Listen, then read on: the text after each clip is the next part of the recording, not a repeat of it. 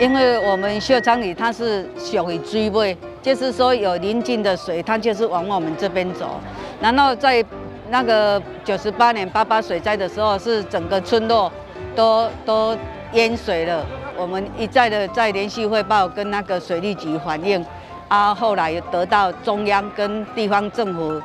给予那个经费，所以建设了那个抽水站，还有滞洪池，绝对改善了我们那个地方的淹水情形。不只是我们秀昌，可以说整个北学甲的这些居民，那个淹水还有生命财产的安全。秀昌抽水站最主要是在我们学甲地区了那学甲地区它之前是一个岛风内海所以我们的治水方向就是用总河治水第一个就是用抽水站，然后滞洪池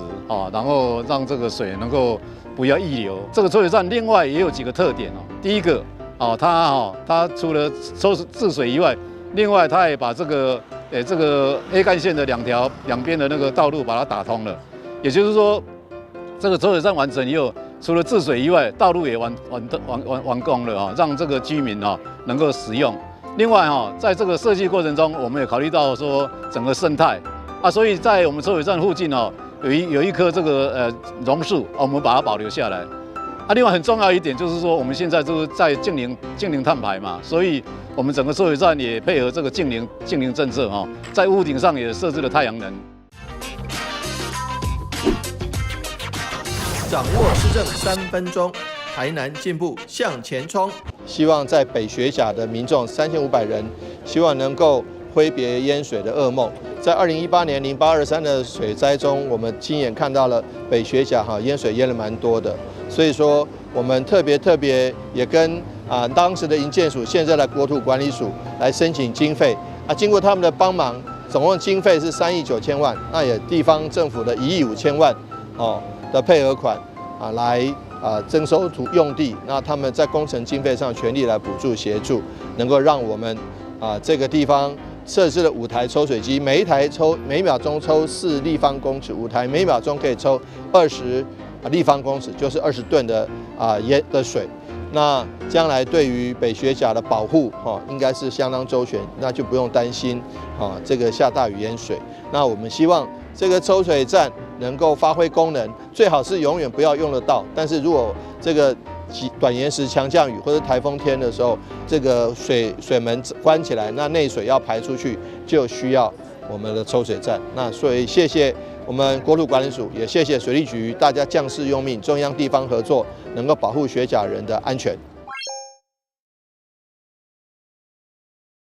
2024台湾灯会在台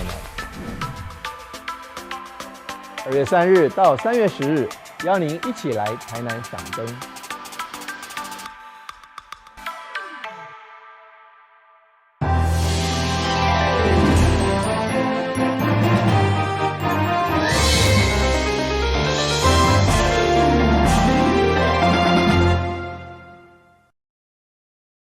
大家好，我是杨秀怀，欢迎收看1月10号礼拜3的中嘉台南地方新闻。台南市中山区西门医院因为周边交通复杂，不时传出行人和机车的冲突。市府为了简化车流，同时兼顾路人的安全，宣布为1月10号开始开放机慢车直行，提醒用路人要注意。台南西门医院是市民共同回忆，不过随着现代化发展，人车愈来愈多，造成交通相对复杂。为了改善当地交通，高雄局规划了短期到长期的改善计划。目前的做法就是开放机慢车会当直行穿过医院，同时包括东门甲唐德庄公园顶3处医院，拢一并禁止机车红灯正弯。提醒用路人对1月10号的开始实施。短期之内，我们先开放机车可以直行通行，那不强制机车要绕行，就如同我们先前一段的交通改善措施，不强制机车左转，2段式左转。可是人家要2段式左转，你也不会反对，就是人家要绕行里面的，你也是不会反对。但是人家要直行的，这个我们可以开放，不再取缔。高雄局表示，依照过去路口车流转向的调查，一般路口直行的车流大约7-8成，开放机车会当直接穿越圆环以后，只剩正数转向的车辆会行驶外环道，会当大幅度减少出入圆环的机车甲行人产生的冲突。同时，伫号志正式行人青灯早开，会当优先保障行人路权。台南新闻军事采访报道。台南市安平鱼市场已经35档，不止老旧，经过鉴定有安全顾虑，需要拆除重建。对此，立委林俊宪争取渔业署300万的前期规划，顺利启动改建的第一步。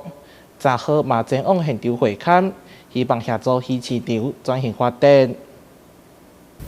兴建高达已经35档的安平鱼市场，当年受鱼会所带来海水影响，出现光景外漏、鸟跳壁船等严重问题。经过结构安全鉴定，嘛建议拆除重建。当地形容毋是老旧破破烂烂而已，而是渔民需要冒生命危险的犯罪。对此，立委林俊宪伫选前才受市区议会陈情，10号马上邀集渔业署、台南市副市长以及热局等相关单位到场会勘，强调除了硬体出问题，嘛无符合现代卫生标准，有迫切改建的需求。一个除硬体不堪使用以外，它里面的设计其实以现在的观点来看，都非常落伍。也不符合最基本的卫生环境条件等等，而且以它主体结构，不是老旧而已，那已经产生安全疑虑这个结构技师已经有来鉴定过了它的建议是拆除重建，所以这基本上这种建筑其实是不能再使用，也就是说它在改建其实是迫在眉睫了所以我们希望这个先期规划会以后那在明年度渔业署应该要来补助。我们台南市这个鱼市场的整体这个改建的计划。我那时候大概7、8岁、10岁的时候，它就长这个样子。我现在快30岁了，它还是长这个样子。所以我相信刚刚委员说的这个改建真的是迫在眉睫。我们都希望安平港这边，我们让渔民有一个更好的一个来生计的空间。面对一级的渔港，阁是伫安平国家风景区的范围内，市府表示，重新改建为现代化的观光渔市已经是未来趋势，所以中央甲地方合作，开300万的先期规划，就是启动市场改建的第一步。这整个空间的一个规划，其实是已经不符合目前的一个时宜了所以也希望说，透过先期的规划。先期的规划，不把整个的动线，不管是渔民渔获出入的动线，或是周边的附属的一些设施还有停车场等等，都可以做一个比较完善的规划。我也嘛要渔业署拜托讲，其实这是规划会当然经费无济，但是非常重要。我希望讲会当让咱今年开始做。渔业署都很支持来做这个工作。好，那后续整个规划。构成看未来的是定位在鱼市场嘛那以后渔业署会请专家跟渔业署会参与整个讨论未来市区渔会将优先规划冷链设备，加上渔会拍卖甲水产的处理，甚至海洋资源甲下中心都是规划重点，预计将超过3亿经费来改建。的建物的钢筋裸露的问题，还有我们一些混凝土都会掉下来的问题，已经影响到在这边营运的一些摊商，还有那个在这边贩售渔获的渔民的安全。希望未来呢，能将我们现有的鱼市场改造成为一个比较趋近于观光兼顾我们贩售渔获的一个鱼市场。这样，中央地方合作用实际行动协助台南渔业发展加渔民权益，将迈向新的里程碑。台南新闻军事何秋邦采访报道。这礼拜日也就是1月13号特别投票，为伫大洋洲信来台湾自由会侨胞，伫这2天也陆续返来台湾准备投票。上个特别坐游览车南下，一方面替台南立委候选人来加油，另外也替总统候选人赖清德催票。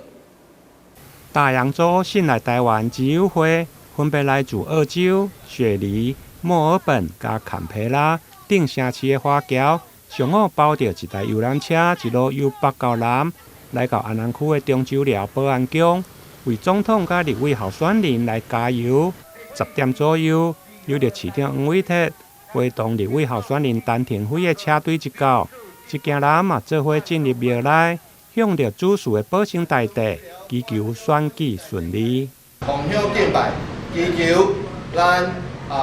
国家国泰民安，风调雨顺。大清的萧美琴登记第2号总统候选人会当顺利高票当选。陈廷辉立法委员候选人登记第2号会当顺利高票连任。民进党政党票登记第6号会当顺利过半，而且向保生大帝开立为新春行上香礼，一上香，再上香，3上香。来几票，我们是非常有信心的，尤其今天来这么多，我们在澳洲大洋洲的台侨，我们的台湾同乡一起来为廷飞，来为民进党不分区，来为赖总统加油。我相信一定是可以有很大的成效，尤其很多台南乡亲，大家知道台南乡亲散布在台湾各地，也在这个世界各地，所以我相信一定能够有很大的成效。那象征着海内外一条心。一起来为赖总统以及陈廷飞委员一起来加油，113投226就对了。就感谢然后我们大洋洲我们的后援会，然后他们整个回来要来投票。除了投票，最重要是给我们所有候选人加油，因为他们在这个海外，他们很感受到说一个国家的重要，而且台湾真的已经走遍了每一个地方，而且在这一段时间。因为民进党的执政，让我们能够在各地把台湾这样的名号发光发热，所以在这个关键的时刻，我们没有办法再改变我们任何的所谓的一个执政的一个状况，所以唯有就是赖清德持续接棒，才能把这个我们的整个国家的能量继续发挥。所以我相信海外的所有好朋友，尤其这一次大洋洲有团长我们雪凤姐一起带着我们所有的团员一起回来，这代表的就是我们要为这个1月13号礼拜6的这个事情，关键的选举一定要冲到底，我们一定要催出所有最多的选票。大洋洲新来台湾自由会一行人大约30-40位，伫个会长陈雪凤的带领，要伫个台湾停留10天，因一路由北到南。预计11号要伫个凯达格兰大道来会集，会后伊嘛甲市长黄伟哲以及立委候选人陈廷辉做伙来翕相，预祝总统候选人赖清德甲立委候选人陈廷辉高票当选，国会民进党会用个过半。陈廷飞当选，陈廷飞当选，陈廷飞，陈廷飞，陈廷飞当选，当选，当选，赖清德当选，赖清德当选。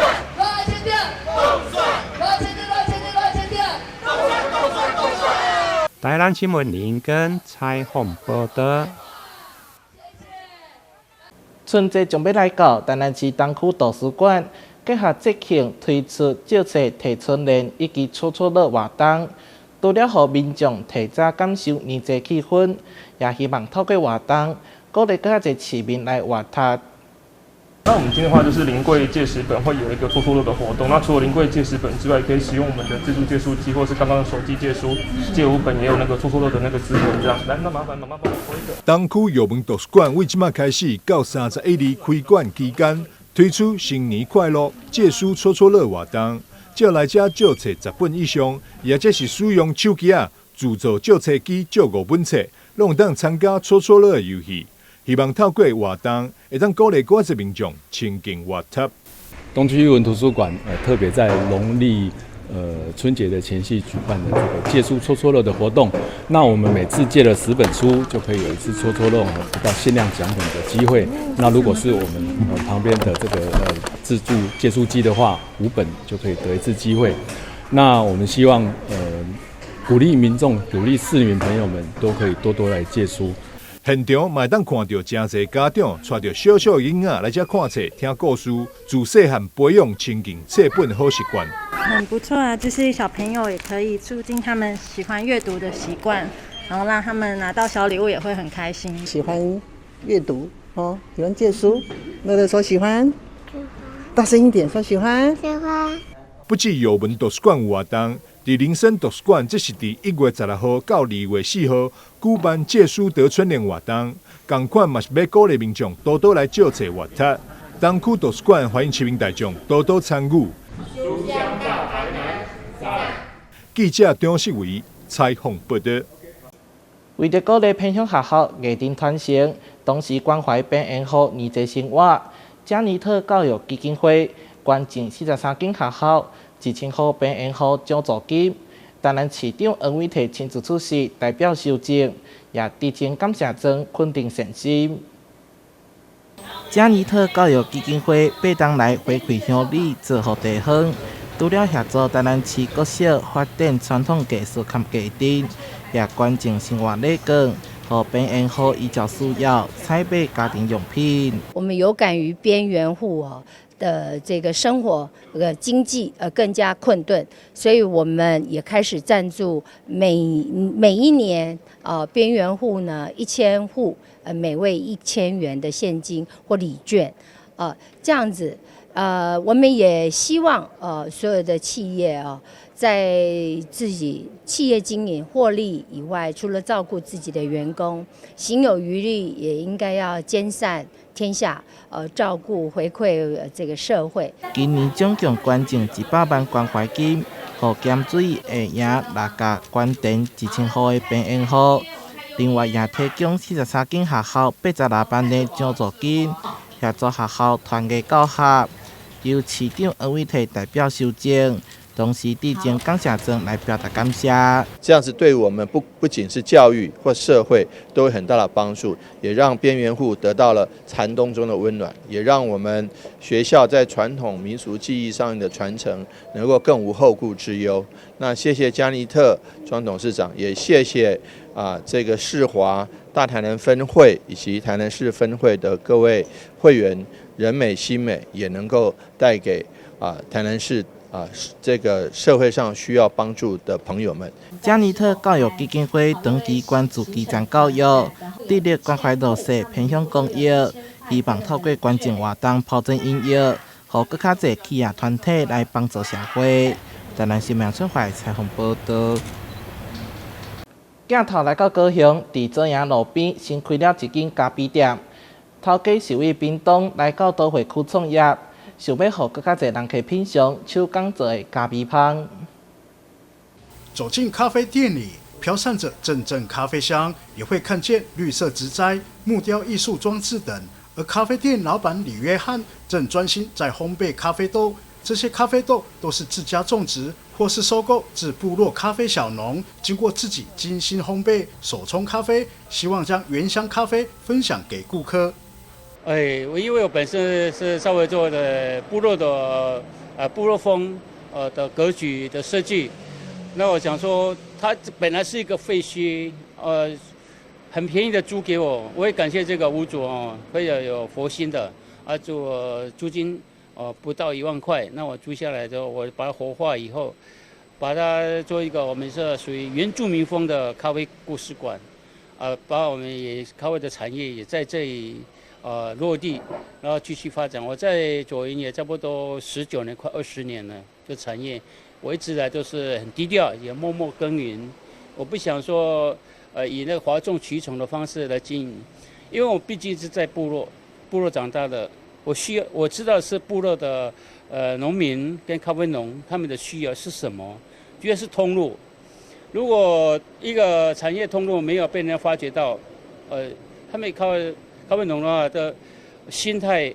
就好像有些把它废掉了，很可惜。有着对咖啡热爱的李约翰，希望将原乡高海拔咖啡推广出去。在店内有不少顾客是专程来品尝咖啡、欣赏艺术品，提供一个放松自在的休憩场所。我们也知道，就是说品尝咖啡是艺术，是陶冶心情。那这个是也爱好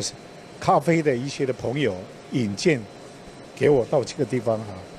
我知道它这个历史非常悠久，那个你看的里面呢，琳琅满目，飘着一个咖啡的味道，可见这个老板是真的是有心。当然，我们也是在高雄这个地方哈，我一直在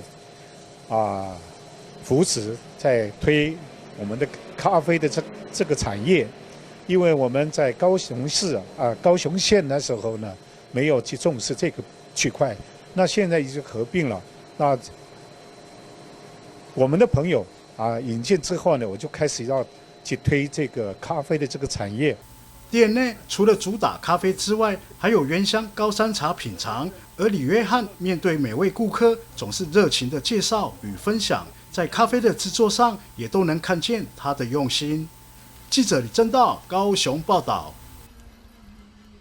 三甲涌文化协进会当年致力伫传统拿捏的保存甲创新，即马就推出用拿捏做的西装，互传统技艺有新风貌。靛蓝色的西装上头印着各式图案，将古朴的蓝染技法结合现代流行服饰。三角涌文化协进会本次举办蓝染西潮成果发表会，由多位蓝染老师以西装及长版大衣等现代西方服饰作为创作素材，呈现蓝染技法在不同风格服装上的契合度。全台湾就要来三角涌这边才看得到，对吗？是对西装，真的就是这个，就是这个，对，真的，其实。我觉得老师们真的很专业，从我们今天的蓝染节，就是你们的那个12星座的那个展现，真的是把蓝染的光绽放出来。我觉得让大家看到说，其实我们拍那出去，这个好特别，这在哪里？我说就在我们三峡历史文物馆展出中，那大家才开始去关注到说，哇，原来蓝染可以朝向好像有点像艺术方面的一个创作。那这次在这个西装的一个大突破，其实去年的小洋装就很吸睛，那大家一直在说有没有西装，果然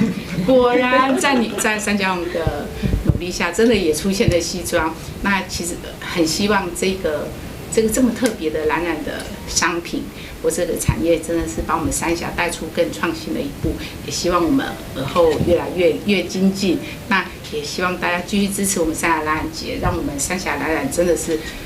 一提到蓝染，大家直接想到就是我们三峡。本次负责操刀进行服装样式之一的三角涌文化协进会工坊老师王淑仪说，近年来协会与工艺中心保持合作，去年发表蓝染洋装之后，今年决定以西装作为主题，制作出适合男性穿着的服饰。这次展览共有30多种款式及6种版型，由配合多年的西装师傅负责设计版型，再交由给工坊的老师们进行蓝染印花的制作。这10多年来，我们一直跟工艺研究中心有保持很好的一个互动。那去年执行的蓝色小洋装的计划，今年我们想试着是去推出这个西装这样的一个外套，因为过去比较多都是女性的一个服装或小朋友的，那么男生的或者是比较冬天可以穿的大外套比较少，所以今年整个的设计重点会在于这个外套的一个制作。是，那在设计上，我们讲一下有哪些？好，这次的设计有很多的一个技法，那每一位参与的老师都有3件的一个外套，那么这3件的外套里面，我们可以看得到的是有一组件的一个系列，也有是3件各有不同的特色。那不外乎是围绕在绞染，或者是就是绞染里面的缝染这样的一个技法。譬如说，